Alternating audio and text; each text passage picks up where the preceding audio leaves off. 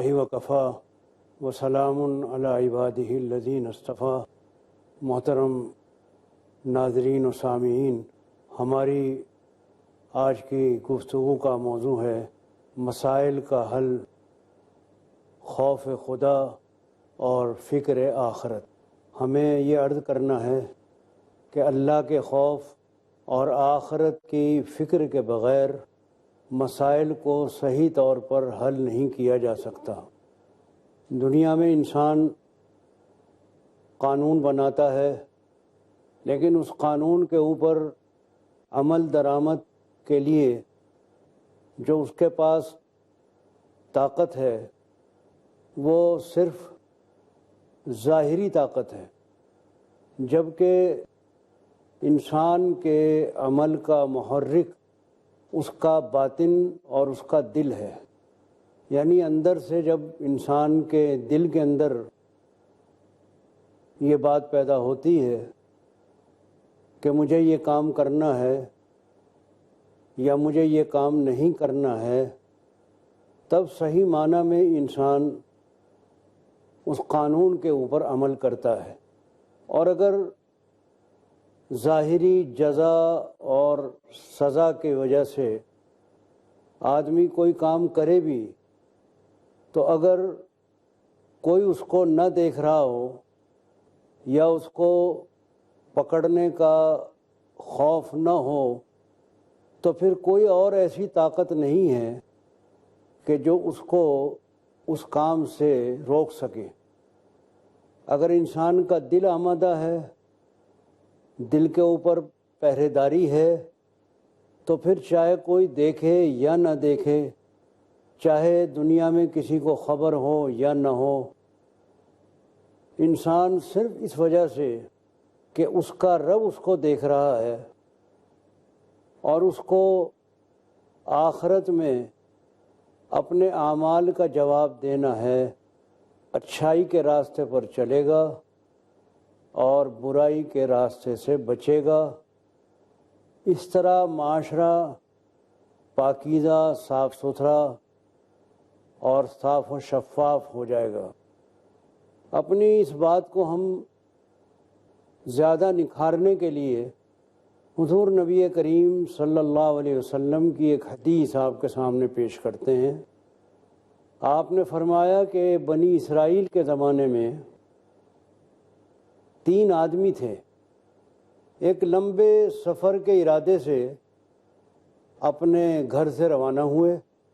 گھر سے چلتے چلتے، جیسا کہ اس زمانے میں سفر تھے گھوڑوں کے، اونٹوں کے یا پیدل، یہ اس زمانے کی سواریاں تھیں۔ سفر کرتے کرتے وہ ایک ایسی جگہ پہنچے جو پہاڑی علاقہ تھا، جہاں چاروں طرف پہاڑ تھے، اور ان کو پار کر کے انہیں اپنی منزل پر پہنچنا تھا۔ جب یہ تینوں دوست اس علاقے میں پہنچے تو اچانک باد و باران کے طوفان نے ان کو گھیر لیا۔ سخت تیز بارش اور نہایت تیز ہوا، دونوں ایک طوفان کی صورت میں اس وادی کے اندر، اس جگہ کے اندر آئے اور تینوں اس طوفان کے اندر گھر گئے۔ بارش اور ہوا کے طوفان سے بچنے کے لیے یہ تینوں دوست پناہ گاہ کی تلاش میں تھے کہ اچانک ان کو پہاڑ کا ایک غار نظر آیا، ایک کھو نظر آئی پہاڑ کی، کہ جس میں پناہ لے کر یہ ہوا سے اور بارش سے بچ سکتے تھے۔ تینوں دوست جا کر اس پہاڑ کی کھو میں چھپ گئے۔ اللہ کی قدرت دیکھیے کہ وہ تو جان بچانے کے لیے اس پہاڑ کے غار کے اندر آئے تھے، ہوا کی وجہ سے ایک بہت بڑا بھاری پتھر پہاڑ سے لڑکتا ہوا آیا اور غار کے منہ پہ اس طرح آ کر رک گیا جس طرح ہانڈی کے اوپر ڈھکن ڈھکا جاتا ہے۔ اب تو یہ دوست بڑے پریشان ہوئے۔ تینوں نے مل کر پوری طاقت لگائی کہ یہ پتھر جو پہاڑ کا اوپر سے لڑکتا ہوا آیا ہے اور غار کا منہ اس سے بند ہو گیا ہے، یہ پتھر اپنی جگہ سے کھسک جائے۔ لیکن پتھر اتنا وزنی تھا، اتنا بھاری تھا کہ تینوں کے پورا زور لگانے کے باوجود وہ پتھر ٹس سے مس نہیں ہوا۔ اب تو تینوں تھک ہار کر بہت پریشان ہوئے اور اپنی زندگی سے مایوس ہو گئے۔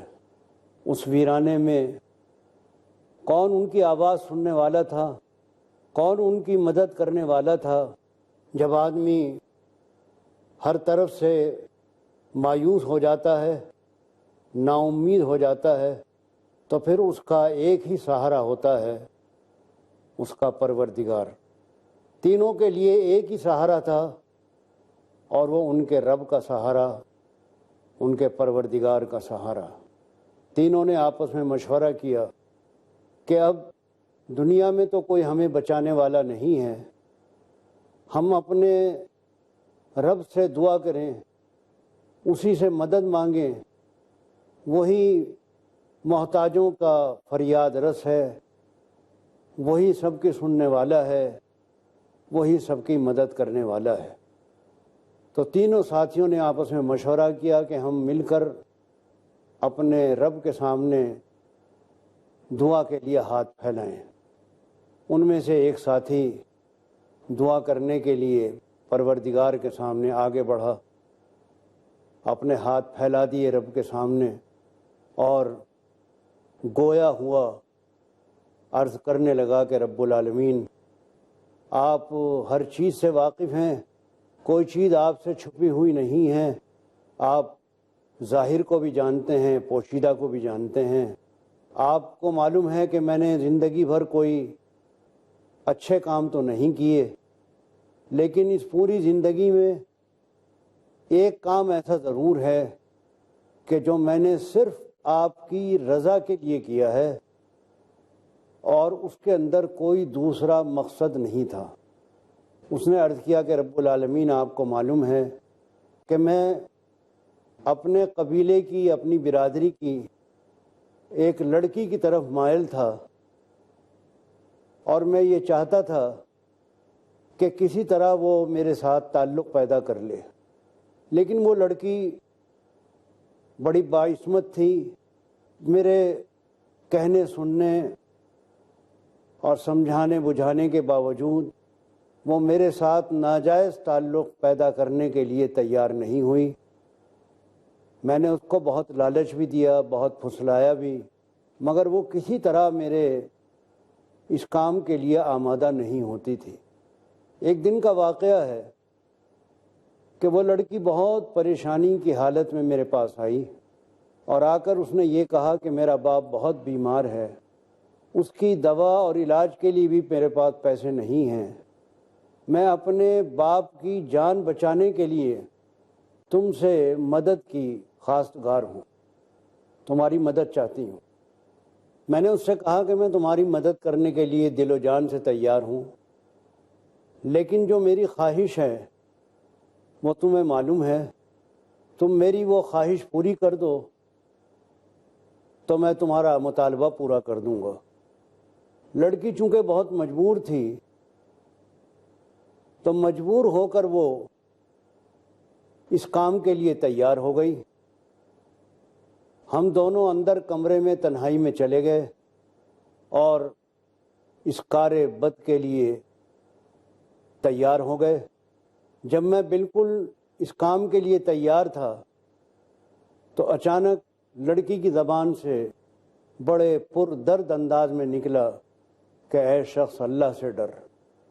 اس نے کچھ ایسے دکھ بھرے اور درد بھرے انداز میں یہ جملہ کہا کہ اے شخص، اللہ سے ڈر، کہ میں کانپ گیا، اور خوف خدا کی وجہ سے میں اٹھ کھڑا ہوا۔ میں نے کپڑے پہنے، اس کو بھی کہا کہ تم بھی کپڑے پہن لو، اور جو وہ پیسے مجھ سے چاہتی تھی میں نے کہا کہ لو یہ پیسے لو، اور میں اللہ کے ڈر کی وجہ سے جو آج تم نے اپنی زبان سے ادا کیا ہے، میں اس کام سے باز آتا ہوں، اس کام سے توبہ کرتا ہوں۔ اس نے پروردگار کے سامنے عرض کیا کہ رب العالمین، اس وقت وہاں نہ کوئی دیکھنے والا تھا، نہ کوئی بدنامی کا ڈر تھا، لڑکی بھی تیار تھی، میں بھی تیار تھا، لیکن اس گناہ سے میں نے صرف اس لیے اپنے آپ کو بچایا کہ آپ کا خوف میرے دل میں پیدا ہوا۔ تو آپ کے ڈر اور آپ کے خوف اور آخرت کی پکڑ کی وجہ سے میں اس گناہ سے بچا رہا۔ اے میرے پروردگار، اگر میری یہ نیکی آپ کی بارگاہ میں قبول ہو گئی ہو تو اس کی برکت سے اور اس کے طفیل سے ہمیں اس پریشانی سے نجات عطا فرما دیجیے۔ اللہ کے نبی صلی اللہ علیہ وسلم فرمایا کہ اللہ نے اس کی دعا قبول کر لی اور پتھر اپنی جگہ سے تھوڑا سا ہٹ گیا۔ اب آگے کیا ہوا، اس قصے کو ہم اور آگے بڑھائیں گے مگر تھوڑے سے وقفے کے بعد۔ السلام علیکم ورحمۃ اللہ وبرکاتہ۔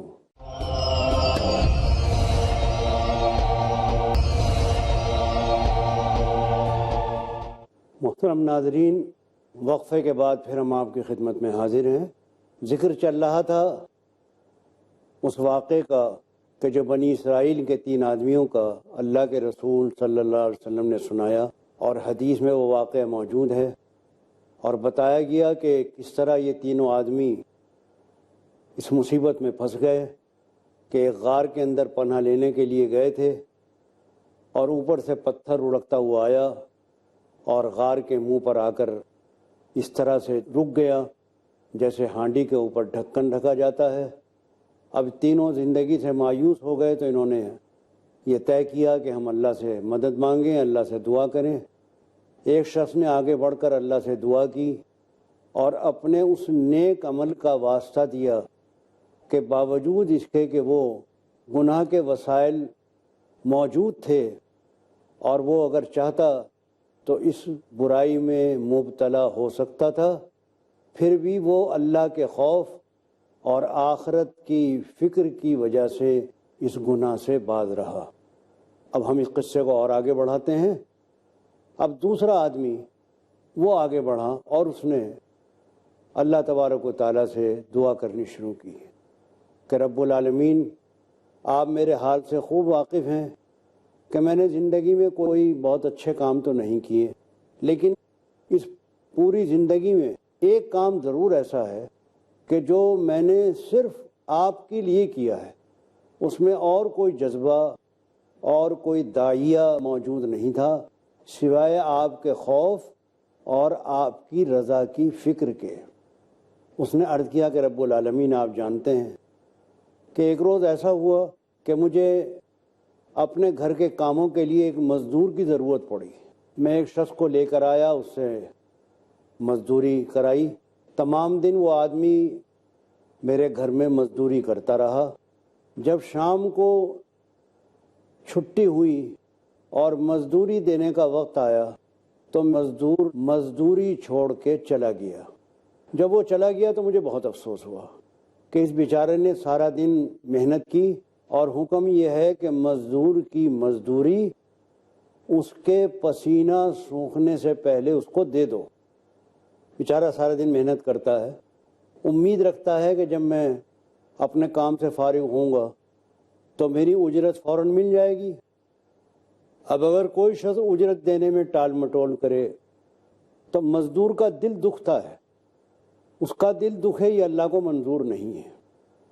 اس واسطے حکم یہ ہے کہ مزدور کی مزدوری ادا کرنے میں دیر نہ کرو، بس جیسے ہی وہ کام سے فارغ ہوا فوراً اس کے پیسے اس کو دے دو۔ تو کہنے لگا کہ مجھے بہت افسوس ہوا کہ مزدور مزدوری چھوڑ کے چلا گیا۔ میں نے اپنے نوکروں کو دوڑایا کہ جاؤ اس مزدور کو واپس لے کر آؤ تاکہ اس کی مزدوری میں اس کو دے دوں۔ میرے نوکر ادھر ادھر دوڑے بھاگے اور اس مزدور کو تلاش کیا، مگر پتہ نہیں وہ کہاں چلا گیا کہ واپس نہ آیا۔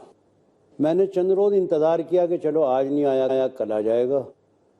جب چند دن انتظار کے بعد وہ واپس نہ آیا تو جو اس کی مزدوری تھی وہ میں نے اسی کی نیت سے اپنے کاروبار میں لگا لی کہ یہ پیسے جو بیکار رکھے ہوئے ہیں ان کو میں مزدور کی طرف سے شرکت سمجھتے ہوئے اپنے کاروبار میں لگا لوں تاکہ ان کا نفع ہوتا رہے۔